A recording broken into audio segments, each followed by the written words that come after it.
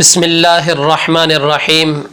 محمد کی محبت دین حق کی شرط اول ہے، اسی میں ہو اگر خامی تو سب کچھ نامکمل ہے۔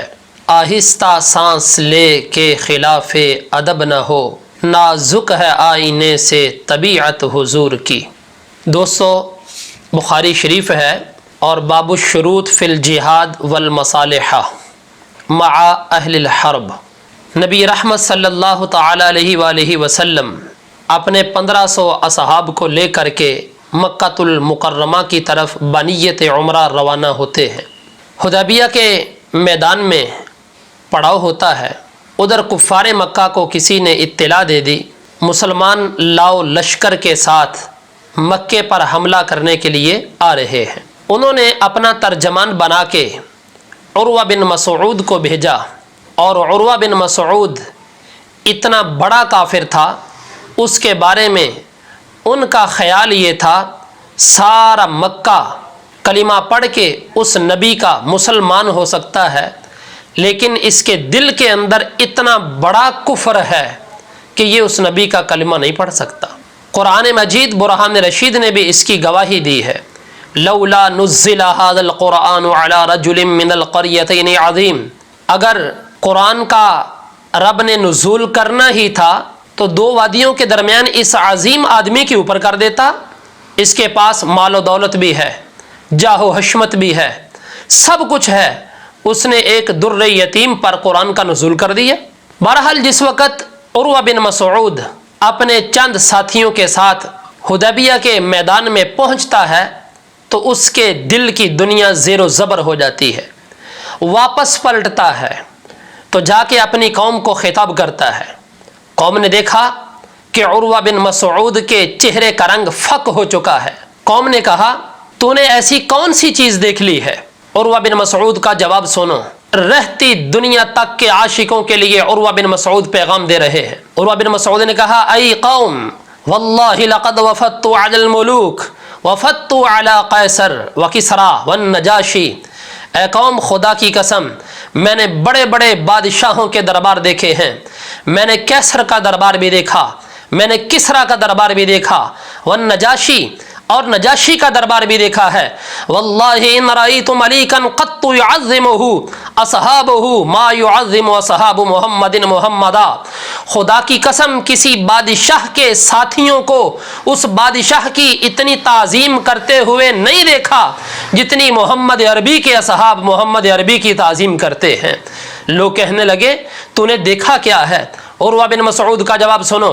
عروہ کہنے لگا لوگ تو اپنے محبوب کے لب سے پیار کرتے ہیں، محبوب کی زلف سے پیار کرتے ہیں، لیکن میں نے وہاں پر محبت کا انداز یہ دیکھا ہے۔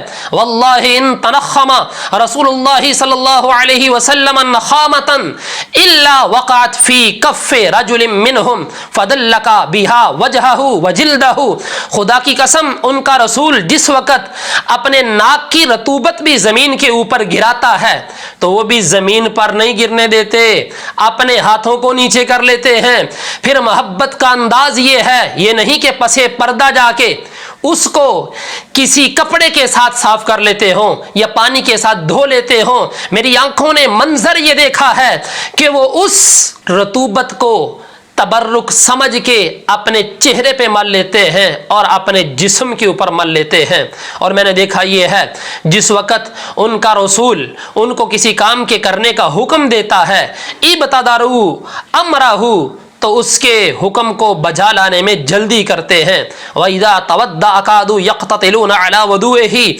اور میں نے دیکھا یہ ہے جس وقت ان کا رسول فرائض بندگی ادا کرنے کے لیے اپنے ہاتھوں کو اپنے منہ کو دھوتا ہے تو قادو یقتتلون علی وضوئہ، جو پانی کے قطرات ان کے جسم کے ساتھ لگ جاتے ہیں ان کے اصحاب ان قطروں کو بھی زمین پر نہیں گرنے دیتے، اس کو بھی اپنے ہاتھوں کے اوپر لے کر کے اپنے چہرے اور جسم کے اوپر مل لیتے ہیں۔ وَإِذَا تَكَلَّمَ أَخْفَضُوا أَصْوَاتَهُمْ عِنْدَهُ، اور جس وقت ان کے رسول گفتگو کرتے ہیں تو اپنی آوازوں کو پس کر لیتے ہیں۔ وَمَا يُحِدُّونَ إِلَيْهِ النَّظْرَةَ عَظِيمًا لَهُ، تعظیم کی وجہ سے ادب کی وجہ سے وہ ان کے چہرے کی طرف نظریں گاڑ کر نہیں دیکھتے۔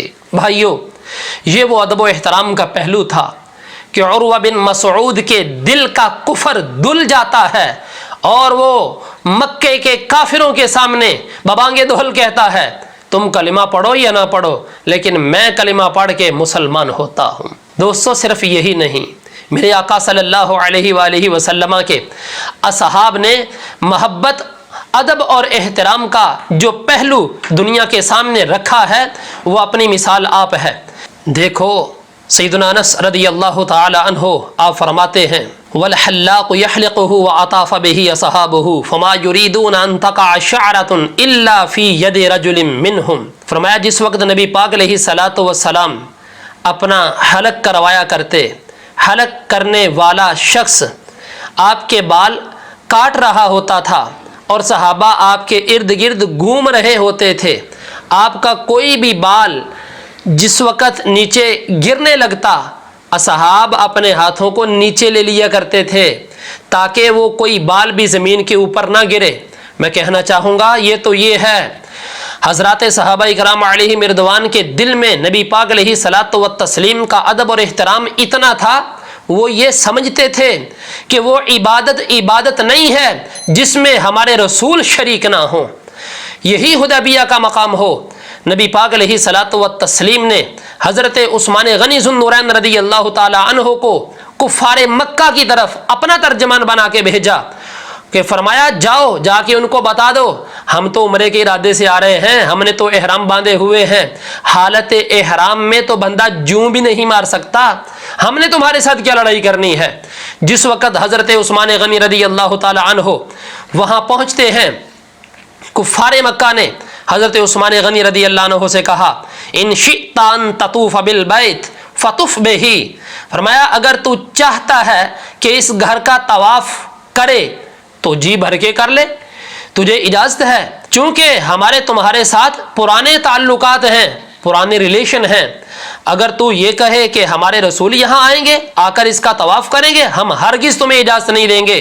دیکھو تمہارے واسطے حرم کعبہ کے دروازے کھلے ہیں، تم جی بھر کے طواف کر سکتے ہو، تم جی بھر کے ملتزم کے ساتھ چمٹ سکتے ہو، تم جی بھر کے حجر اسود کو چوم سکتے ہو، تم جی بھر کے یہاں پر آب زمزم پی سکتے ہو، اگر تم یہ کہو ہمارے رسول یہاں آئے تو ہم ہرگز تمہیں اجازت نہیں دیں گے۔ سنو رہتی دنیا تک کے عاشقوں کو حضرت عثمان غنی رضی اللہ تعالی عنہ کا جواب جا رہا ہے۔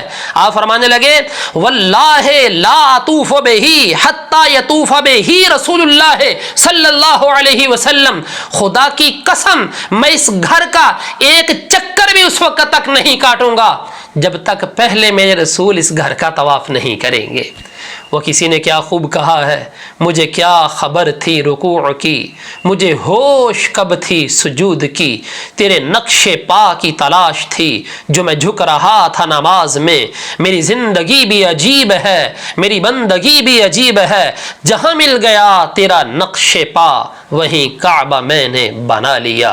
دعا ہے اللہ رب العزت ہم سب کو نبی پاک علیہ الصلوۃ والسلام کی محبت کے فیوز و برکات سے مالا مال فرمائے، آمین وما علینا الا البلاغ۔